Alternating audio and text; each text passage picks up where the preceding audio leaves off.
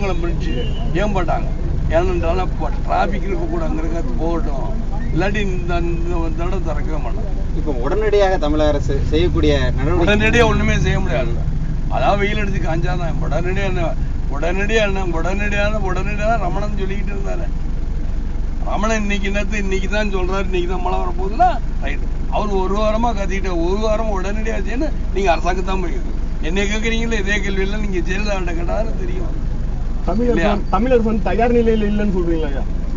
ஆமா, உண்மை தயார் நிலை. எதுக்காக ரமணன், எதுக்காக நான் கேட்கிறேன், எதுக்காக வானொலி இன்னைக்கு டெலிஃபோன்லேயே இன்னைக்கு தட்டுனே எல்லாமே வந்துடும். டெலிஃபோன்லேயே இன்னைக்கு வந்து ஃபார்காஸ்ட் எல்லாமே இருக்கு.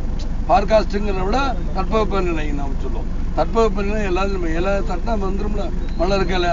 ஆக இவ்வளோ படித்த அறிவாளி நீங்கள் தான் சொல்கிறீங்க, மூச்சுக்கு 300 தடவை தடிக்கணும் தான் ஜெயலலிதா அறுவடை எடுத்து விட்டுற மாதிரி பயந்துக்கிட்டு இருக்கீங்க. நீங்கள் எல்லாருமே பயப்படுறாங்க. அப்படி இருக்கும் பொழுது ஜெயலலிதா பயப்படக்கூடாது. அப்படி இருக்கும் பொழுது இன்னைக்கு தட்பவெப்ப நிலையெல்லாம் சொல்கிறாங்களே, இப்போ செல்ஃபோனை அவங்க தட்டாமையாக இருப்பாங்க, தட்டி பார்த்து சொல்லிட்டு போகிறாங்க. நம்பர் யாருக்கணும் தட்டி பார்த்தா உண்மை நிலைமை தெரியுங்களா, மழை வருமா வராது. அப்போ முன்னெச்சரிக்கை நடவடிக்கை ஏன் எடுக்கலைங்கிறத என்னுடைய கேள்வி. இன்னைக்கு எதிர்கட்சியெல்லாம் சேர்ந்து கூப்பாடு போடுது அப்படிங்கிறதுக்கு உண்மை அதானே. நீங்கள் போய் பார்த்துட்டு வந்தீங்கன்னா தான் தெரியும். ஐயா, இந்த முன்னெச்சரிக்கை என்ன மாதிரி நடவடிக்கை எடுத்திருக்கலாம்? என்ன மாதிரி நடவடிக்கைன்னு நீங்க தானே விவாதம் மேடை வைக்கிறீங்க. நீங்க எந்த டிவின்னு சொல்லுங்க. ராஜ் டிவி விவாதம் மேடை நீங்க தானே சொல்லுவீங்க. என்ன மாதிரி நீங்க தான் டிவியில பூரா என்ன பண்ணுவீங்க? ஏடிஎம்கே சப்போர்ட்டா இருக்கு ஒருத்தர் வச்சுக்கிறீங்க, டிஎம்கே சப்போர்ட்டா இருக்கு. யாரையும் காங்கிரஸ் சப்போர்ட். ஒரு பத்திரிக்கை, ஒரு பதிப்பாளர், ஒரு ஆர்வலர். யாரையா பத்திரிக்கை, யார பதிப்பாளர், யார் ஆர்வலர்னா உங்களுக்கு காம்ப்ரமைஸ். உங்களுக்கு என்ன மாதிரி முன்னெச்சரிக்கை நடவடிக்கைன்னா, எனக்கு டோட்டல் கவர்மெண்ட் ரெட்டையில அதிமுக அரசே பேசுது சார். இப்போ வந்து நீங்க நீண்ட கால நீங்க இதை போடுவீங்களா? நான் போட மாட்டேன். நீண்ட கால செயல் திட்டங்கள் ஏதாவது முன்னேற்றீங்களா சார்? இப்படி ஒரு விவசாயிகளுக்கு இந்த மாதிரியான ஒரு திட்டத்தை நீண்ட கால செயல் திட்டத்தை ஒவ்வொரு கட்சிக்காரரும் வரணும்னு இதுக்காக நீண்ட காலம் நீங்க உட்கார வச்சு பார்த்தா தெரியும். நீண்ட கால செயல் திட்டம் இருக்கா, குறுகால செயல் திட்டம் இருக்கா, இல்ல அப்பப்போ செய்யறோமா என்னங்கிறப்ப. மண்ணே அல்லாதீங்க, மண்ணை அல்லாதுன்னா இந்த அம்மா வந்து இயற்கை எழில் சிந்தனை பூரா அள்ளிக்கிட்டு இருக்கு. நீங்க வெளிநாடு போய் பார்த்திருக்கீங்களா? நான் எல்லா நாடும் சுற்றி வந்திருக்கேன். வெளிநாட்டுல இயற்கை எழில் கொஞ்சம் எந்த எதையுமே அவங்க இதுவும் பண்ணக்கூடாது. அரசாங்கத்துக்கு எதிர்ப்பாக செய்யவே மாட்டாங்க. ஏன்னா ஒரு சாதாரண ஒரு ஏசி, அதுல சூடான காத்து ஒரு பின்னாடி அது மரம் இயற்கை எழில இயற்கையாக நாம நட்டு வச்சிருக்கோம். மரம் அவ்வளோ ஹைட் வளர்ந்துருக்கு. அப்ப அந்த வளர்ந்ததுக்கு ஏதாவது சூடாக ஏதாவது ஒரு காத்து பட்டா கூட இங்கே ஏசி இருக்க கூட நம்ம வீட்டுக்காரங்களாம் கண்டிக்கணும். அது மாதிரி இங்கே கண்டிக்கிறாங்க. அல்லு மணல் அல்ற வரைக்கும் அல்லுன்னா நான் பார்த்தேன்னு கிருஷ்ணராயபுரம் கரூர் போன நடிகை பார்த்தா எல்லாரும் நிற்குது. என்ன கொடுமை இதெல்லாம்! எவ்வளோ பேர் சொல்கிறாங்க. இந்த அம்மா இன்னைக்கு யாரை கேட்டுது? கோர்ட்டு கூட சொல்லிச்சு. ஹைகோர்ட், சுப்ரீம் கோர்ட் எதையாவது இந்த அம்மா செஞ்சுருக்கா இது வரைக்கும்? கோர்ட்டோட உத்தரவை இது வரைக்கும் ஜெயலலிதா பண்ணியிருக்கா சொல்லுங்க. தானே புயலுக்கு 2012 5250 கோடி ஒதுக்குறேன்னு சொன்னாங்க.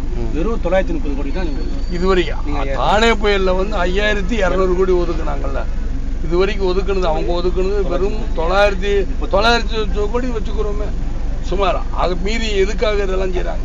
அப்ப மத்திய அரசுகிட்ட ஒழுங்கா இவங்க நிதியை கேட்டாங்க. இவங்க சும்மாவது 5000 கோடி ஆகுது, 10,000 கோடி ஆகுதுன்னா இவங்க ஒதுக்குனதை நான் கூட கடலூர் கூட சுற்றிட்டு கடலூர்ல ஏன் கரண்ட்னா தானே புயலுக்காக தான் நீங்க ஒதுக்குனீங்க. தானே புயல்ல வரும்போது நஷ்டமாகி போச்சுல. அப்பயே கரண்ட் கம்பியெல்லாம் ஒழுங்கா போட்டிருந்தா எல்லாம் சரியா இருந்திருக்கும்ல. கரண்ட்ல கட்டெல்லாம் ஏன் வரணும்? நான் வந்து கலைஞர் பேர்ல இருந்து சொல்லிக்கிட்டு இருக்கேன். எல்லா இடத்துலையும் தொங்கிக்கிட்டு தான் போகுது வயரு. வயர்லாம் இருக்கக்கூடாது. எம்ஜிஆர் ஜெயலலிதா பேர்லையும் சொல்லியிருக்கேன். ஆக 2 பேருமே கேட்கலாம். நம்ம என்ன பண்றோம்? 2 அரசாங்கம், அதிமுக திமுக அரசாங்கம், 2 பேர் அரசாங்கம். சொல்லுங்க நீங்க. மழையால் பாதிக்கப்பட்ட மக்களுக்கு அரசுக்கு வந்து தேமுதிக சார்பில் வந்து ஏதாவது நிவாரணம் ஏதாவது ஏன் அதில் நான் தான் கொஞ்சம் வழங்கிட்டே வரேங்க.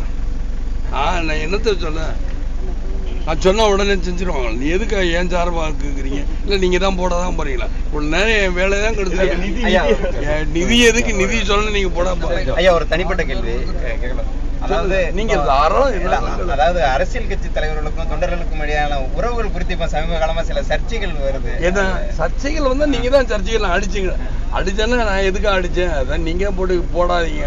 என்ன சர்ச்சை நீங்க சொன்னாதானே புரியும். வெறும் சர்ச்சை நீங்க சர்ச்சைங்கிறது இப்ப நான் கூட இப்படி கூட அடிப்பேன். இது சர்ச்சைனா என்ன பண்றேன்? என் கட்சிக்காரர் தான் நான் பண்றேன். சர்ச்சைக்கு அவங்க நீங்க கேள்வி கேட்க, நீங்க இப்படி கேள்வி கேட்கறதுனால சர்ச்சை வரும். இல்ல மக்கள் மத்தியில வந்து சரி அது ஒரு இல்ல மக்கள் மத்தியில ஒண்ணுமே போகல. நீங்களா ஏதாவது மக்கள் மத்திய இன்னைக்கு வெள்ளங்கிறது யாருனால? உங்களால தானே. 2005 யாருக்காவது தெரிஞ்சதா? டிவி இருக்கிறதுனால வெள்ளம் இவ்வளவு நம்ம பாதிச்சிருக்கு, இவ்வளவு இருக்கு, இவ்வளவு பாதிப்பு, இவ்வளவு இதுக்கெல்லாம் ஆகா தத்தளிக்கும் சென்னை ஏன் பண்றீங்க? உங்க டிவினால தானே. இந்த டிவியெல்லாம் அதாவது அரசாங்க கேபிள்ல தூக்கிட்டா சரியா போச்சு, இல்லை வராதுல்ல. அதெல்லாம் போட கட் பண்ணிடுவீங்க. எடிட்டிங்ல அதெல்லாம் கட்டு, நான் சொல்ற கட் பண்ணி